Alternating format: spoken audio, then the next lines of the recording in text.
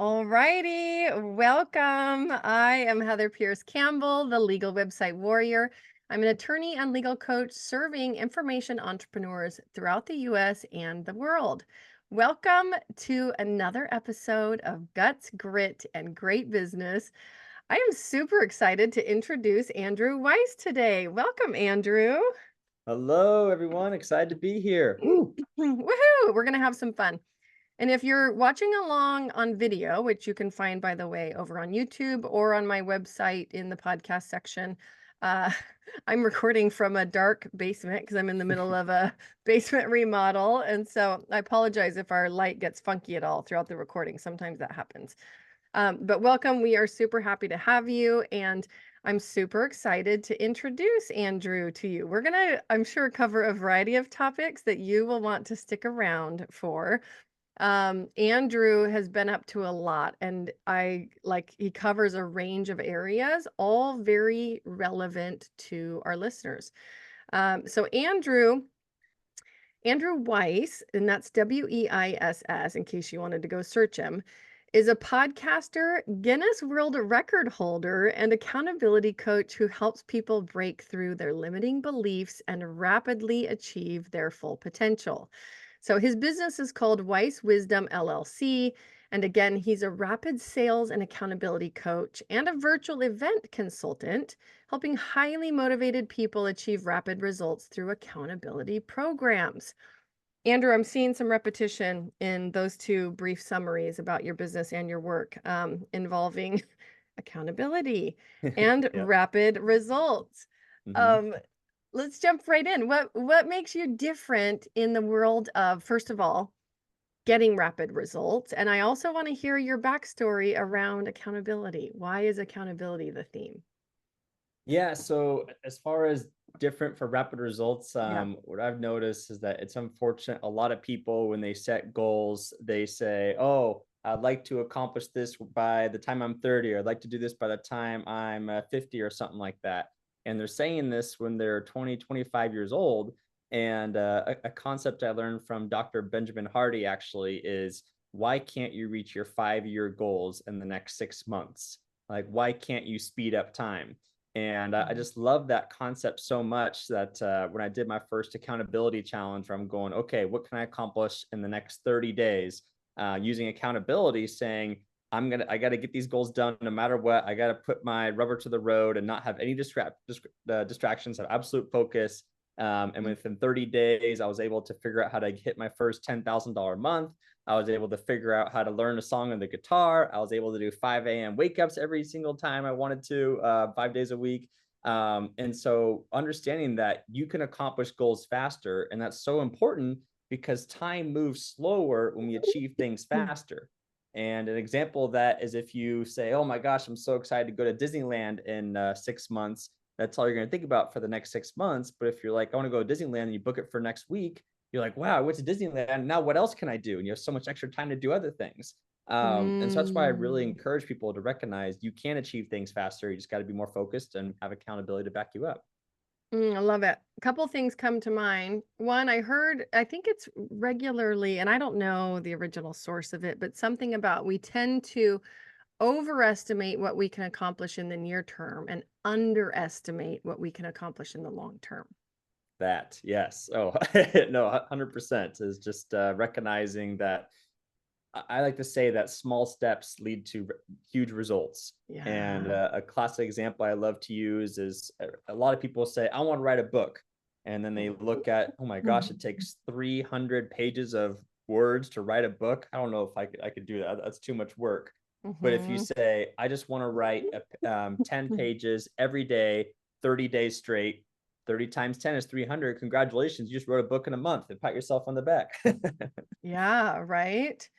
Um, well, and what's the law? I'm forgetting the name of the law because the interesting thing is that quote about we tend to underestimate what we can do in the long run, but overestimate what we can do in the short term kind of conflicts with, and I was going to call it Murphy's law, but it's not Murphy's law. It's the principle that a task or something will take the amount of time allotted, right? So if you give Yeah. yourself 8 hours to do something, it's going to take 8 hours. You give yourself 2 Yep. hours and a deadline, like somehow you're going to get it done in that 2 hours, right? Yeah. Obviously, you can take that to extremes, and we're not always going to fit within those extremes, but right, the concept is that I think a certain amount of this we can control with our planning, the way that we plan, right? And as humans, I know, and both for myself, but also just in reading generally, that we're pretty bad at number one, predicting what's going to make us happy. Yeah. Been proven Hmm. time and time again, right? And two, many of us are very bad at predicting how much time it takes to do something. Hmm. Yeah. Yeah. Just this last week, with one of the clients I went through, we went over her schedule. And Mm. because she was saying, Andrew, I don't have enough time. I don't know where all my time's going. I feel like I can't get anything I want done in my days. I'm like, well, let's take a look at your schedule. And so we actually went into her Google Calendar and looked at her schedule. And for example, her therapy session was an hour, but she didn't include in her schedule the fact it took an hour to get there and an hour to get back. And so she's like, yeah, it's so weird that my days disappear on me. I'm like, okay, because you probably didn't plan accordingly. And since I think we're going to bring up another quote machine here, Benjamin Franklin, I think he said the 7 P's, like prior proper planning prevents piss poor performance. That's a lot of P's. Yes. And so just kind of recognizing that, like, yes, sometimes things take more, take less, but it's good to at least have a Mm. plan. And then, as Mike Tyson says, get hit in the mouth. But when you get hit in the mouth, you at least still can adjust accordingly based on your plan, what needs to be adjusted, and be able to go from there, essentially. Well, and that example you just gave, I think, was a great one around how we overestimate what we can get done in the near term, right? And it probably Hmm. has to do with our level of planning. And as a mom, I feel this constantly, thinking that I can get like way more done in a day than I actually end up getting done. And and I'm pretty action oriented, and still I'll find myself like regularly disappointed about like, oh gosh, somehow this slipped off my calendar, or I didn't get to this thing that I thought I was going to get to. How do you help your clients do better planning? So that's one of the first things we go through when they enroll in my program, as I sit them down and say, let's look at your schedule and let's talk about making time for you going through your own evolution, like bringing out the best version of yourself. Because when people come to my programs, they're usually at a point where they're like, Andrew, I'm struggling with this. I'm overstressed. I'm overbooked. I'm not making enough money. I'm struggling here. And so that's one of the first things we do is we sit down, look at their schedule for the week and say, okay, what are some times that we can create opportunities for you to actually sit down and create a new future for yourself? And that's the beauty of the accountability programs I run, is that you actually get to set your own habits and goals that you want to put into yourself. So some people are like, okay, I know if I just spent 30 minutes a day on, let's say, for example, writing on my book, I know I can make massive progress. Where other people are like, I know I'm wasting all these other time doing other things. I want to spend 1 hour every single day being able to make progress towards my goals. Because that's the beauty of it, is that we all have busy schedules. We all have a lot going on. But if we plan to plan on actually putting time and effort into something that we're passionate about, that we believe in, that we want to create a new future for ourselves, that's when you see the massive results. That's when they stack on top of each other. And what's awesome about that too is that once you start seeing success in one area of your life, you get more confidence, more self-discipline that translates to other areas of your life too. And it's just a great, amazing domino effect of how you can evolve. And I know we talked about happiness earlier, and one of the ways that what humans become happier is actually having progress. And Mhm. on top of that, of course, there's gratitude, exercise, and a few other things. But when you're tracking your progress on things, I have people track what they actually did each day, so they can look back at the end of the week and see what they accomplished. When you're tracking yourself, you're going, oh my gosh, it did feel good that on Monday or Tuesday, I felt like I didn't have anything going on. But after a whole week, oh my gosh, I have a website set up. I did 100 reach outs. I was able to create this. You're feeling pretty happy because you're making progress towards what you want to achieve for yourself. Well, and I think part of what you've just described actually is this process of reflection. And I think Hmm. so often that is what is missing for people. We go Yeah. through our days, and I think the first thing to point out is the irony around like putting more structure into like your planning or creating space in your days for that planning, which I think feels like, oh, maybe I'm, like you're putting more into your schedule, but it actually, like when I first heard you describe it, it's like, no, it comes with a feeling of spaciousness, right? It's actually about creating that space to do these things that are really priorities. And it takes putting structure around that, Hmm. right? And I think a lot of humans naturally resist structure. Yes, it is too bad. I mean, even for me, I know I have very shiny object syndrome. Well, especially Uh, in the entrepreneur space, right? A lot of yes. us are designed by nature to kind of be go, go, go. Yep. And what you're talking about is like, no, slowing down and doing the planning, turning off that go, go, go so that you can be much more intentional about it. Well, yeah, yeah. So yeah, slowing down as far as distraction wise, but like you Mm, said, like being intentional. And I'd like to think I coined this phrase called focused blitz, where if there's mhm. one direct result you want, you're going to put all your attention, all your focus into that until you get it, no matter what. And it's also another great quote I love, that the man who chases two rabbits catches none. And another visual of that I love is Brian Tracy, I think his book called Focus Point. He starts off the book that he's like, okay, imagine that there's this giant steel door you need to get through, and you have access to these lasers. If you try and put 100 different lasers into that steel door, you won't be able to get in because that doesn't do you any good. But if you combine all those lasers into one huge, powerful laser, you can bust through the Mhm. door and then get access to the safe and riches and happiness and all the things. And so just kind of recognizing that, what is that thing in your life that you're like, you know what, I need to give a focused blitz on this, that like all my attention, all my focus needs to go on this, whether it's creating a podcast, creating a book, getting more clients for your coaching program, realizing I need to really increase my health abilities, just like recognizing that what's that one result, that one thing I want to focus on, and how can I make sure I hold myself accountable to stay focused on that. I love that.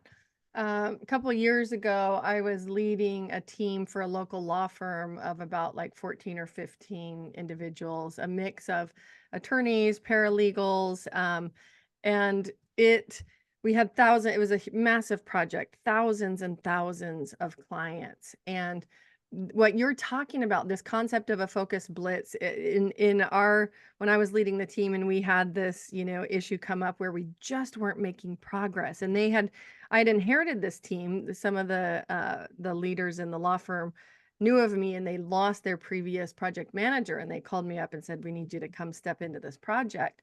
So I was inheriting this team midstream, but we still had a substantial ways to go. And I called it a sprint, but we devised like what is the most important outcome that we need to achieve near term, and we completely changed the systems, what the team members were doing day to day in order to achieve this one outcome, right? And it was a really powerful example of what you were just talking about, but applied to a team setting, right? So that the entire team could feel momentum and get out of this kind of frustrating path they'd been on where nobody was really making good progress on essentially the KPIs, right? Yeah, Um, it's definitely unfortunate that how much people get lost in the forest from the trees kind mm, of example. And you were talking about, like, yeah, having an overwhelming to-do list, and I know I have a huge to-do list, and I was just listening to a podcast, the James Wedmore podcast, and he had an awesome guest, and he actually brought this up too. He's like, that's the mistake a lot of people make, is that they make to-do lists and then you're like, oh, it's so long, I have so much to do today. And he mm, goes, rather than asking yourself, what do you have to do today? Ask yourself, what's the result I want today? And what's mhm. the result that you want to achieve, like you said, with your team this month, this year, outcome. And then once you know the result and outcome, it's usually easier to work backwards to kind of figure out how can you get there. Yeah. Totally. Yeah, no, I love that. And that focus issue I think is really a huge one. It's a little bit like when you talk to, and I know people have differing opinions and I do as well on this whole like get out of debt thing, like Dave Ramsey is a big teacher of this Yeah. method, but and it's not for everyone. Like there are amazing ways that we can leverage debt and create some awesome things in our life. But for folks who are really focused on that, like his snowball effect is a great example of what you're talking about, creating these short-term wins that Mm-hmm. that catapult you into bigger wins, right? So the let's talk about the accountability piece I'd love to know, like, in your life, where this showed up and why this became such a big theme for you in your work. Yeah, so for me, I'm an expert at finding loopholes, and as a lawyer, I know you have no knowledge on that whatsoever. Right, exactly. We know nothing about loopholes. And so I was just kind of finding that I was making too many excuses for things, and it was easy to back out of those commitments that I had made and goals I had set of just like, oh, I didn't do my exercise today because it was too cold out, or oh, I didn't work on this document because it didn't actually mean that much to me, kind of thing. And then I read about how humans would rather not lose something than gain something, and how our survival instincts are more powerful than our thriving instincts, essentially. Like we'd Mm. rather live than have a nice house or a car, or essentially. And so that actually translates very easily if you think about it. If you're going, okay, that's a nice car, I'd love to have that car, but I don't want to lose the comfortability of what I'm used to in life. Another example is a saying that there's a guy walking on the street, and there's a dog moaning. And so he walks closer and he sees the dog is on the nail moaning. And his owner is watching the dog, and the guy in the street goes, "Oh, why is your dog moaning?" He's like, "Oh, because he's on a nail." And the guy's like, "Well, why doesn't why does the dog not get off the nail?" And he's like, "Oh, because he doesn't feel like it." It's just like, so, sometimes it's easier to like moan and complain of being on the nail than actually getting up and doing something, because it's what a comfortability that we're trying to get out of. Mm. So what I discovered is, so for me, for example, I'm motivated by money. I'll say that out loud, and I know some people aren't. And so I And let's be discovered that. clear, that's not a bad thing. I love, love, love having money conversations on the podcast. But, Mhm. my underlying belief is that business, even socially conscious, like really mission driven businesses, can make good money. It's not an either or, right? And I Yeah. know I also work with a lot of like really service, heart centered entrepreneurs where that Mhm. money conversation is a tough one. I think for a Yeah. lot of people, right? They just inherited some beliefs that are just not true around money. And, it takes a lot of work to undo those sometimes. No, it's too bad, and just especially like the beliefs like, oh, the rich only get there because they're assholes and how to step on others to get Yeah. there, and rich people aren't going to heaven. It really is unfortunate, like how much as a society we're taught that money is bad or money equals corruption. Mhm. And you know, I tell my wife, in Indian culture, they still have the tiers of what people have access to, like the untouchables versus the Mhm. wealthier and kind of things. And they tell them that, oh, you're poor because you were bad in the past life, so now your soul's repenting for it, but maybe next time you'll be rich. like and I'm like, man, if I was a rich person, I That's didn't want such a anyone taking bummer. my money, like I would sell it to other people too. Oh my It's just gosh. and so like going back to like, yes, I definitely advocate for all of us advocating for more money, and obviously being responsible with it and being okay Mhm. with it and receiving it and all that. um and so going back to me being motivated by money, I'm going, okay, I don't want to have any excuses anymore for not getting up at 5 a.m. in the morning, for example. And I know that if I just set this accountability with myself, it's not going to work because there's no Mm. consequences if I don't get up at 5 a.m. when I told myself I'm going to. Like, nothing happens to me except, oh, I feel less bad about myself, but I'm like, oh, but the sleep was great, so who cares? Versus if I give my trusted friend $500 or $1,000 and say, if I don't get up at 5 a.m. tomorrow, you get to keep this money and you're going to give it to a charity that I hate, or a political party that I despise. When that 5 a.m. alarm hits, I'm going, there's no way that charity or that political party I despise is getting my money. I'm getting up today. And it's not even a question of you having the option to even click snooze or ignore that, because you're going, it's bigger than myself now, and I'm not going to tolerate excuses anymore. So this is the kind of accountability I use for myself and my clients, of just, if you're tired of the excuses, if you're tired of not making progress, like have some accountability in place that gives you Mhm. actual consequences for you not doing the work that you say you're going to do that for the life that you say you want to have. Yeah, that's right. I love it. And the consequences kind of takes that next level. I know for me, because I'm in a process right now with my own coach, and a huge part of it is just setting up that accountability system. Yeah. We set up an experiment for 2 weeks, and it was really powerful just from an observation standpoint of like what worked, what didn't, what felt like it was a good fit for my life, what wasn't. Um, but I told him, I said, historically, when I've put together like habit trackers with a very specific thing that I'm tracking, it's like your personal KPIs, right? Yeah. And you visually have to see, like, did you check the box today or not? He was like, yeah, I want you to create that and then send it to me. And then you're going to send me updates every week so that somebody else is putting eyeballs on your habit tracker, right? And it's like, oh, even taking it a step beyond like your partner or your spouse or somebody who loves you and sympathizes with you and may let you off the hook even, right? Despite them wanting the best for you. Like there are various levels that we can build this in. And I think, it's really good to experiment and see what fits, what works for you, right? Some things might just need a lower level accountability. Some things might need this higher level of accountability. No, 100%. I like what you brought up too about the importance of a group aspect as well. Is just like, humans were naturally social creatures. And it's been proven Mhm. time and time again that like you might think you're really fast when you're running or when you're on a bicycle, but when you're running with other people, or when you're bike riding with other people, you're going to go faster because they're pushing the limits of both them and you. And it's just like this group dynamic that's so awesome in sports to get people to like pass each other's records again and again and again. And same with accountability, like you said, like if you're doing a good job tracking yourself but someone else in the group is not feeling motivated that day, but they're going, oh my gosh, Heather's kicking butt, she's tracking herself, all right, I better start doing my work today and tracking myself too. It really is a great community around that as well, people like celebrating each other, lifting each other up, Mhm. and just really making sure that you're not in it alone, and people want to see you succeed. Yeah, totally. So I know we jumped right into probably some of your favorite topics. I know there's more to know about you. Like you helped to produce Podfest since it started, right?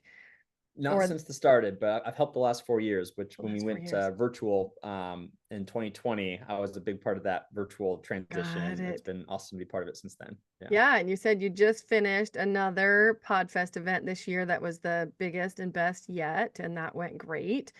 And then you also, I believe, and I know you probably consult on a variety of things. Are you doing consulting and coaching around podcasting, or is it just kind of whatever comes up in your individual engagements?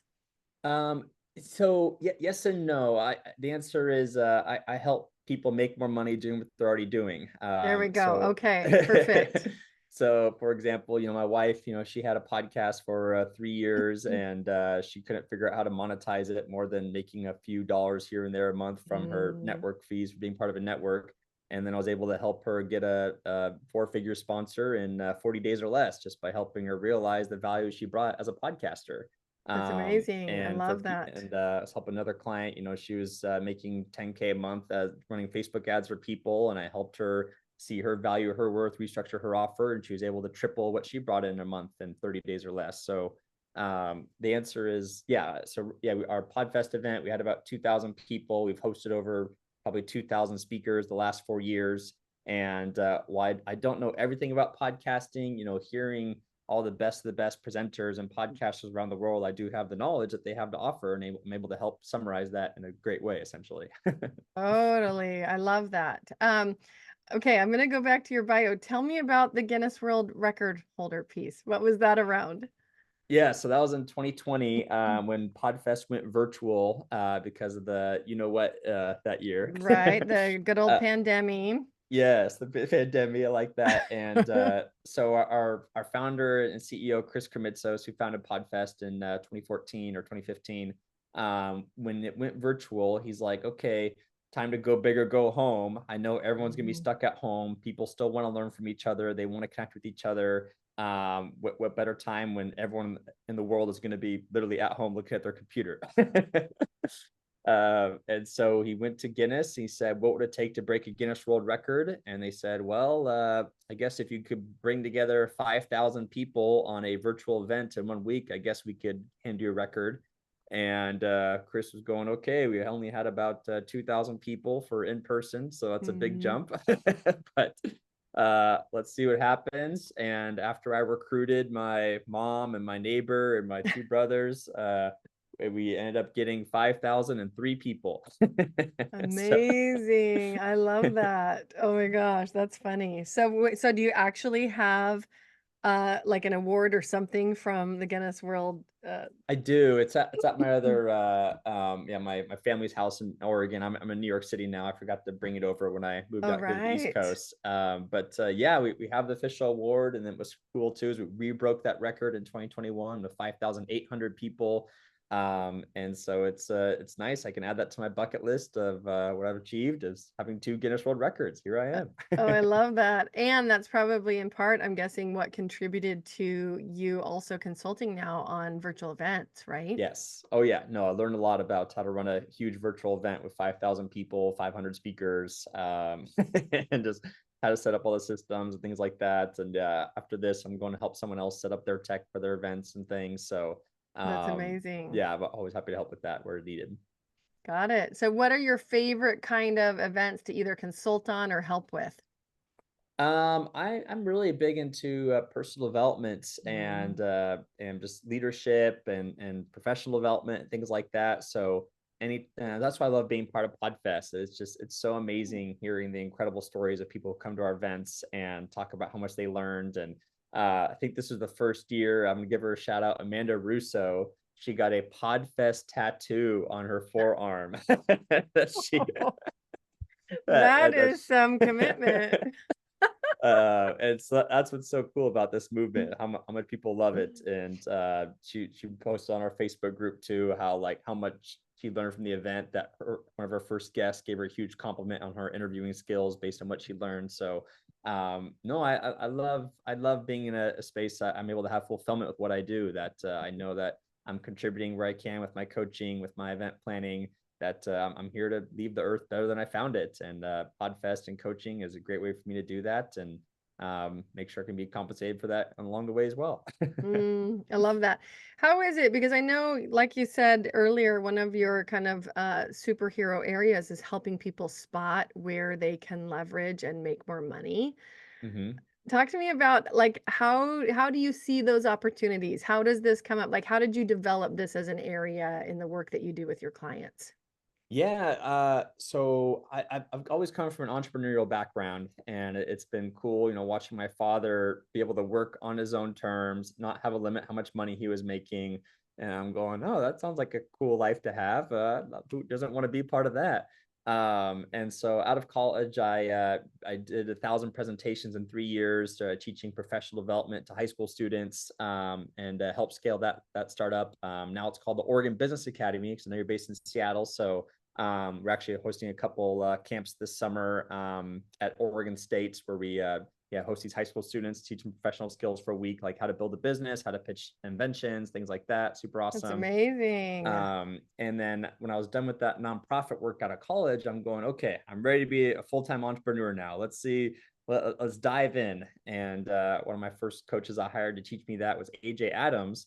And one of the things he talked about is, you shouldn't really charge by the hour, because people pay for results. They don't pay for time.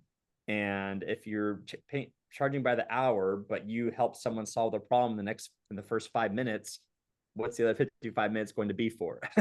Mm. And Dr. Danielle Harmon, who you introduced me to, who I brought on my show, she likes to give the story of like, if there's let's say $1 million manufacturing company, and they're making millions of dollars of products every single day, and one of their machines break down, they're losing millions of dollars every day until that gets fixed. So if you're the person who's able to fix that machine, it's a no-brainer for them to give you a lot of money to Mm. fix that machine.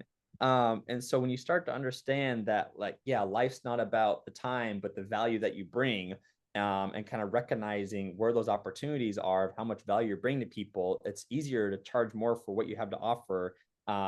and just being able to help people understand that too. So that's what I love people looking at it that way, and then obviously teaching them how to have the confidence to pitch their offer and value in that way.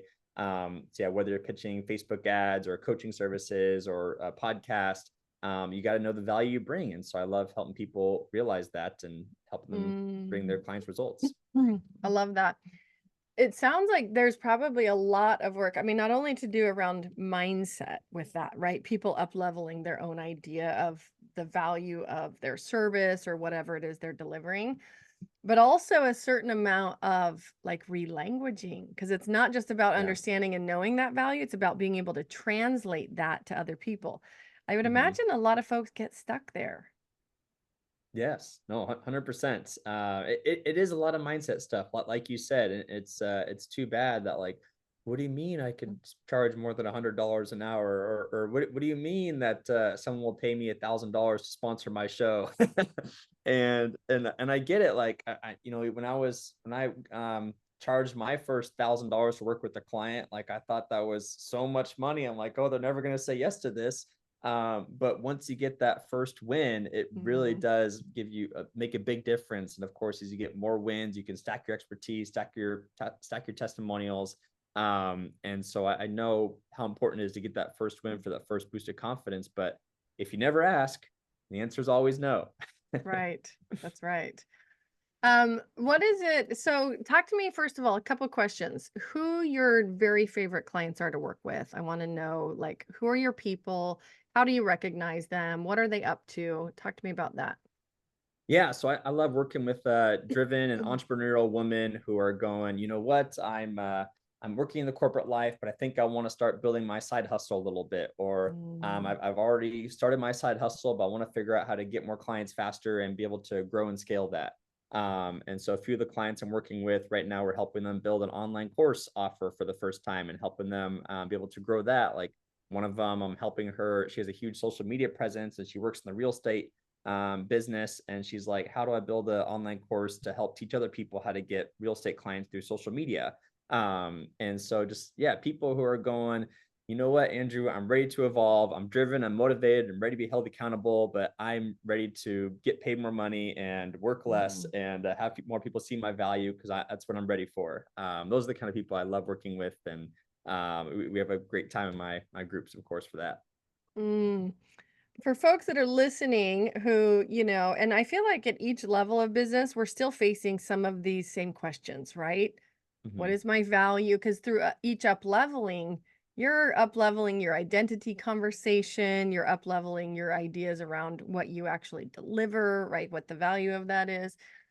So I think it's a totally relevant conversation regardless of level of business. But if you could outline like two or three things that you wish your clients or people in their shoes or industries knew, what would be those top two or three things?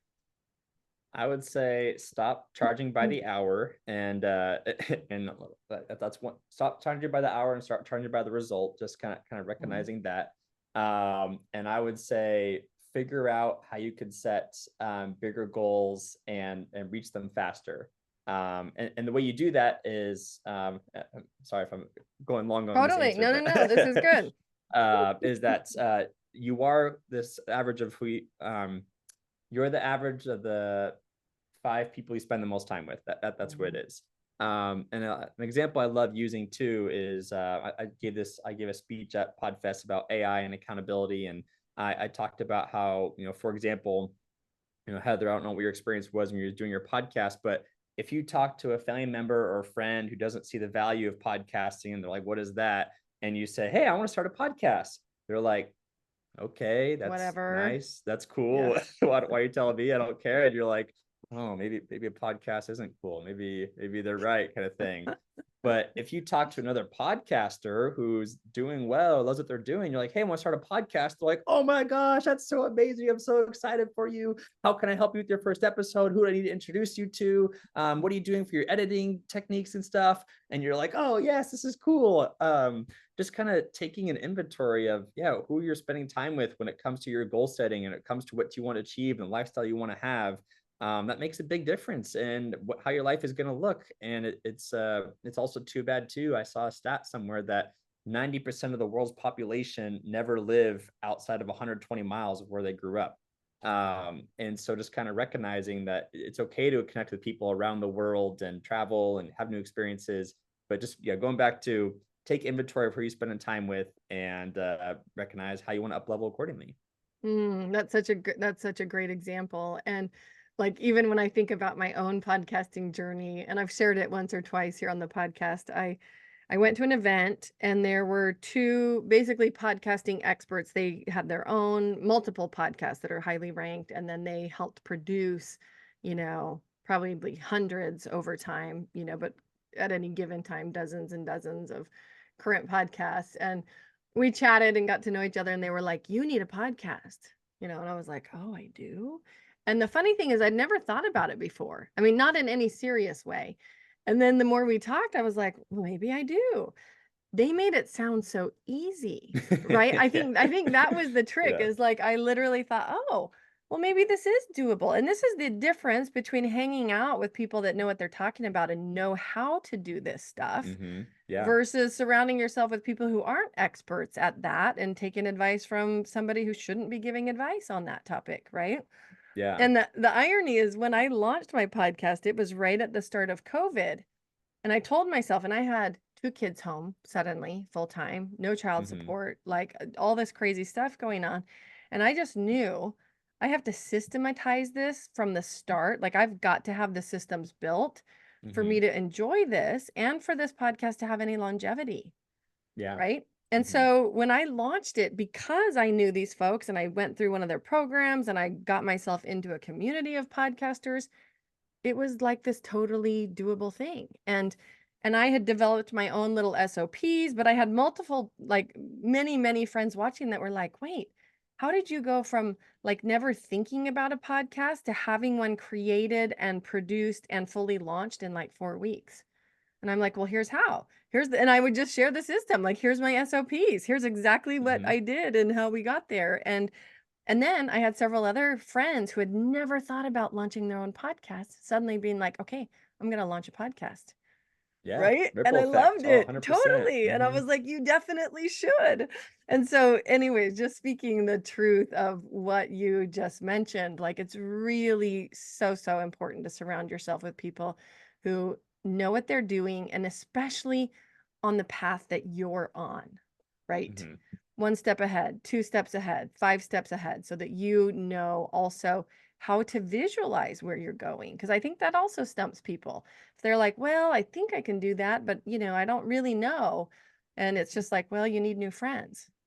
Yeah. Yeah, no, and also I want to go back to like it is important to have your why for starting your podcast too. Mhm. If you go into it going, oh, I'm just gonna have a podcast just for the heck of it, and it's gonna have 100 episodes, and we'll see how it goes. Like, uh, maybe you could pull that off, but it's unlikely. But if you're going, you know what, I want to have 20 conversations with 20 friends on 20 different topics or 20 of the same topic, Mm. and or like I have a great practice that I'm running, but I want to figure out how to get more leads into that practice, so I'm going to bring more knowledge around this. So it's definitely important to have a why behind your podcast too, and recognize that, yeah, it does take time, but if like me and Heather, once you systemize it, it does make it fun. It's exciting, and Mm. it's how Heather and I were able to connect in the first place today. So I obviously advocate for it, and yeah, I recommend you have a why behind it, but then things can come into place after that. Totally. Well, and I'm probably at the point with this podcast where I probably need to figure out some strategies for like growing it to the next level. It's been one of those things that I've just like maintained and I keep doing, and I love it. I really enjoy it. And I will tell you that when I started it, I had zero strategy for how to monetize it, Yep. right? I just thought like, you know what? It's really important because COVID, and I could see COVID coming, like people weren't talking about it. And I kept thinking like, I serve exclusively small businesses. Why is nobody talking about what COVID is going to do to small businesses? Yeah. Right. And it hmm decimated some of them. And so I remember thinking, like, at the time, one of my big whys for the launch of the podcast was to bring really important conversations to the folks that I serve around what it actually takes to build and run a business and stay in business, like this longevity conversation about really building a legitimate business, right? Mindset, strategies, like all the things, right? And SOPs, yeah. SOPs, yeah, and also what are you doing in your personal, because you, for entrepreneurs, you can't separate personal and business life. It's all of it. And so having experts that can come share on, their own journeys and how they achieved extraordinary results, in either side of their life. I just, anyways, it's also a conversation I love. I just love talking about business, love also talking about personal development. So I feel like we're kindred spirits there. Oh yeah. Um, but I will say, even without a really concrete plan on how to monetize it, with not very far into my podcast, I landed, two $25,000 clients Yeah. just from the podcast, right? Yep. Where I was like, Yeah. boom, there, There you go. It's monetized. totally. And that can be from a guest to client strategy that I was implementing accidentally, right? hmm And then also just a listenership strategy. So there's multiple ways to monetize it, and some of those happen accidentally and some of those you learn along the way, but it is a really fun place to be, and super, super recommend people look into it if they're tempted, right? If they've got that little bug of like, oh, this might be something I need to do.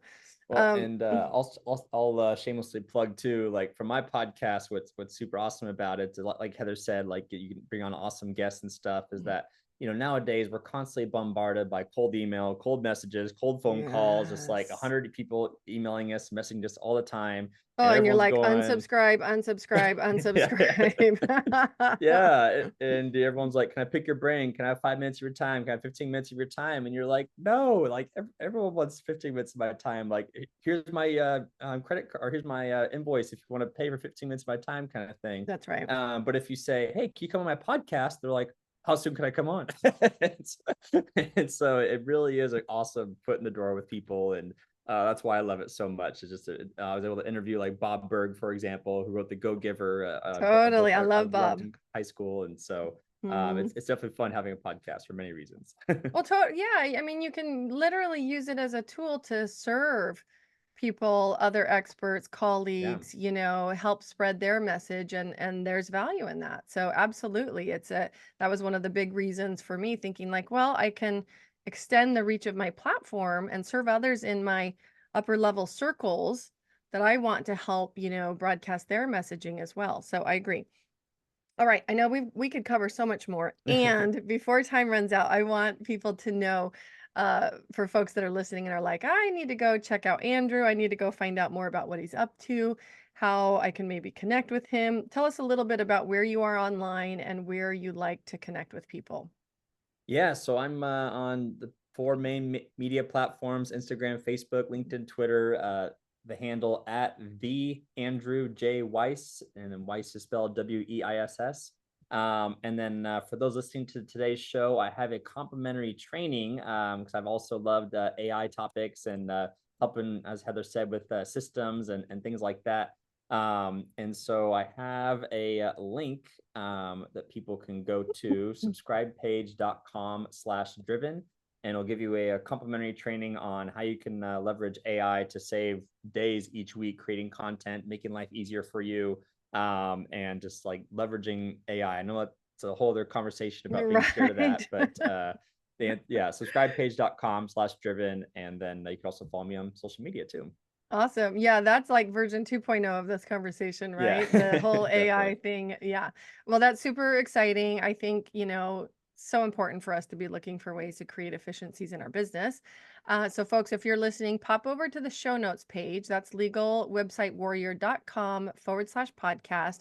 Find Andrew Weiss's episode, and you'll see all of those links there, his social links, as well as his website and the complimentary AI training. That's awesome. I want to go check that out too, Andrew. So thank you for sharing that.